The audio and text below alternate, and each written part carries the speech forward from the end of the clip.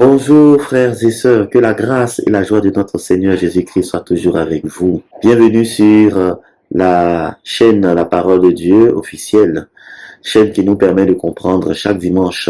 Le Seigneur nous rassemble pour célébrer son jour, le consacrer, l'intelligence des Écritures. Avant donc de poursuivre, je vous invite à vous abonner si ce n'est pas encore le cas, pour que vous ne puissiez pas manquer justement toutes les publications qui seront faites à ce sujet.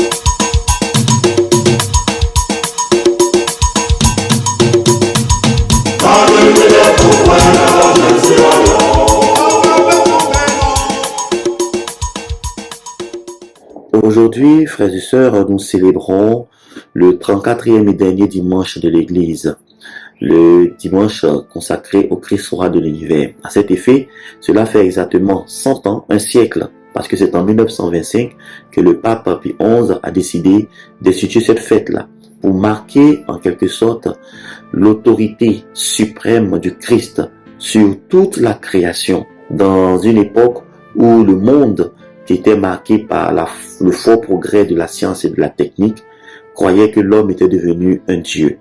Alors, ce rappel de cette célébration vient nous montrer que si la science a semblé nous faire croire que nous sommes devenus des dieux alors qu'ils ne sont pas encore des hommes, il nous faut toujours imiter l'exemple du Christ, vrai Dieu, vrai homme, pour parvenir au véritable bonheur. À cet effet, les tests sont partagés en fonction des différentes années. Et dans cette année C, 3 tests nous sont donnés, notamment le second livre de Samuel, dans la première lecture, la lettre aux Colossiens en deuxième lecture, et l'évangile de l'année, l'évangile selon Saint Luc. Voyons maintenant de façon plus concrète ce qui est dit dans chaque test pour que nous puissions saisir un tant soit peu ce que le Seigneur nous recommande en ce jour où il veut être couronné comme le roi de nos vies, le Seigneur de nos familles, le roi de notre pays et de ce monde. Comme nous l'avions dit, la première lecture nous donne de méditer le second livre de Samuel, où nous assistons dans l'extrait qui nous est donné aujourd'hui à la réunification du royaume des 12 tribus d'Israël. Jusque-là, les 12 tribus d'Israël avaient des patriarches, avaient des pères, avaient des responsables qui marchaient selon la volonté de Dieu, mais il n'avait pas un commandement central. Alors, il aura fallu l'avènement du prophète Samuel, donc dans son premier livre, où il va partir chercher justement le roi Saül, la tribu de Benjamin, comme premier roi pour diriger. Et à un moment donné, le peuple Saül va malheureusement désobéir à Dieu, et donc il serait écarté de cette royauté. Le Seigneur va donc rechercher un autre roi, et il va trouver ce roi dans la personne de David, le plus jeune des fils de Jessé dans la tribu de Juda. Et ce David-là, vous allez voir que justement, après être consacré au milieu de ses frères, il va aller auprès de Saül pour apprendre comme écuyer, mais en réalité pour apprendre là de diriger sans en être autorisé. Donc, ironie du Seigneur qui sait toujours jouer à travers les événements. Mais ce que nous constatons, c'est que justement, avec l'avènement de David au royaume d'Israël, il y aura donc un passage, une succession. D'abord, avec la victoire contre Goliath, ça sera le peuple. Ensuite, avec les victoires militaires, ça sera l'assentiment même des cadres du royaume.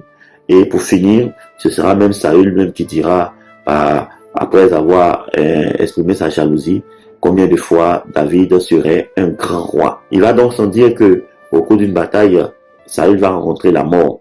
Et donc, dans ce passage qui nous est donné, le peuple vient donc rencontrer David pour qu'il soit le roi. Alors, pour avoir situé le contexte de ce test, nous pouvons retenir 2 choses essentielles pour comprendre un tant soit peu la royauté. La première, c'est de savoir que, effectivement, quand on est roi, il faut cultiver la patience. Pour accéder à la royauté, donc pour être le roi de toutes les 12 tribus d'Israël, David est passé par un chemin périlleux, un chemin où il a fini par tenir. Et donc, par sa persévérance, il a réussi effectivement à être couronné comme le roi. Je le disais tantôt, avec ses victoires militaires, il avait suscité la jalousie même du roi Saül, qui avait même voulu le tuer. Et dans l'un des épisodes du premier livre de Samuel, on peut bien voir combien de fois David échappe à la méchanceté gratuite de Saül. Et même ce, grâce au fils de David, au fils du moins de Saül, Jonathan, qui s'était pris d'un amour assez intense pour David, alors que c'était lui qui était le fils du roi, qui était plus ou moins promis à la royauté. Mais on voyait que déjà il faisait la part belle à David. Alors donc, après sa mort et la mort de son père, le roi Saül, David va donc accéder à la royauté. Donc la première chose, c'est de comprendre que, effectivement, lorsque nous marchons en Dieu, il ne faut pas se presser. Parce que ce qui nous appartient nous est rendu au temps opportun. C'est d'abord la première chose. La deuxième chose qui peut ressortir de ce test, c'est de savoir que, justement, David avait l'intention d'unifier tout le peuple. Et donc la royauté est le service de l'unification, de la communion, de l'unité, et non de la destruction et de la division. Un bon roi, c'est d'abord celui qui sème la joie et l'unité, et non le désarroi. À travers toute l'histoire du peuple d'Israël, on verra bien que, justement, le roi selon le cœur de Dieu, ça sera le roi David. Et pourtant, David a commis des impairs. On verra par la suite qu'il aura à prendre la femme de son soldat comme femme adultère, avec qui il va avoir même un enfant, et ensuite qu'il va chercher justement à cacher cet adultère-là à honte en un meurtre. Alors, si justement David inspirait déjà cette figure du roi selon le cœur de Dieu, le roi parfait, ce sera bien sûr le Christ, fils du roi David, selon la lignée humaine, mais établi comme fils de Dieu selon l'esprit. Et justement, dans les passages de l'évangile qui nous est donné, nous pouvons aujourd'hui apprécier justement un acte assez fort dans la royauté du Christ. Le Christ ne manifeste pas cette royauté dans sa puissance, mais plutôt à l'heure de sa passion, lorsqu'il est jugé et condamné comme un vulgaire bandit, lui qui n'a passé que son temps à faire le bien au milieu des siens. Alors, dans le passage qui nous est donné aujourd'hui, passage de la passion, nous pouvons retenir trois choses. Premièrement, de voir que Jésus est bel et bien manifeste cette royauté, parce que dans tout le récit de la passion, Jésus demeure le maître des temps et de l'histoire. C'est lui qui ordonne, qui coordonne les choses. Rien ne se fait sans lui, et tout marche selon ce qu'il a prévu, selon sa volonté. La deuxième chose, c'est de savoir que Jésus vient nous apprendre que le pouvoir, la royauté dont il est venu établir le règne n'est pas un sévice, mais bien sûr un service. Et par là, il donne l'occasion, troisième point, par le témoignage de vérité, à tous ceux qui l'écoutent, de participer à la vérité. Et de la sorte, un nouveau modèle de royauté vient d'être fait. On n'est plus roi de père en fils, mais on est roi par témoignage de la vérité. Le Christ a donc raison de dire que sa royauté ne vient pas de ce monde. Et d'ailleurs, cette royauté ne s'exerce pas à la manière du monde. Nous le voyons effectivement dans ce passage, où nous pouvons constater aussi, en lieu et en dépit de la passion dont il a subi l'atroce souffrance, le fait que dans ce récit, le Christ nous manifeste qu'effectivement, par le témoignage de la vérité, nous pouvons établir le règne de Dieu. Ce règne de Dieu marche justement à travers ceux qui l'écoutent, donc ceux qui ouvrent large la porte de leur cœur, les oreilles de leur cœur, pour se soumettre à cette loi de justice, à cette loi de vérité qui apporte la paix et l'amour.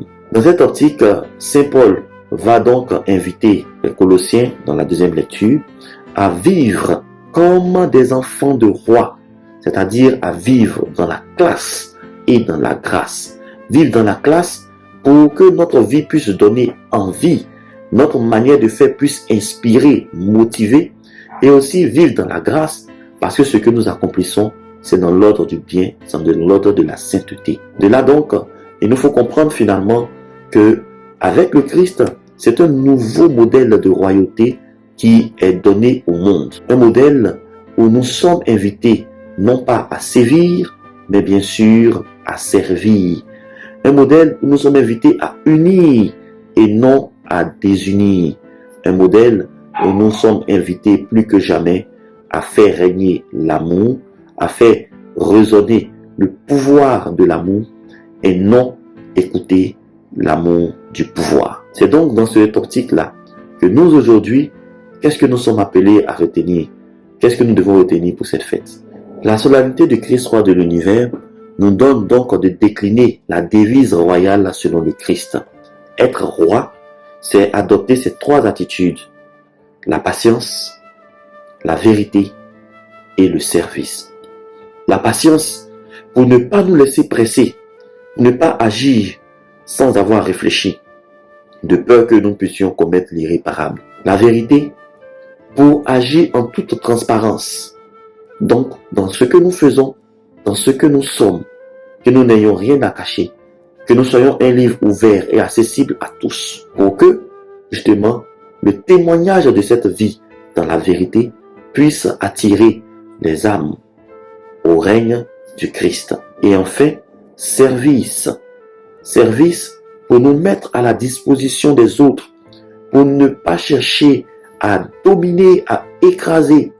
Parce que le Christ nous l'a dit, le plus grand parmi nous sera le serviteur de tous.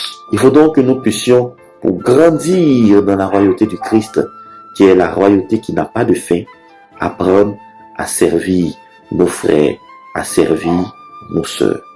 Et c'est dans ce service-là que nous pourrons justement témoigner en toute vérité de la patience de Dieu qui prend son temps, mais qui n'est jamais en retard. Toi, mon frère qui m'écoute, toi, ma sœur qui m'entend, aujourd'hui, le Seigneur te donne comme conseil du jour: servir et non sévir, c'est régner selon le régime du Christ.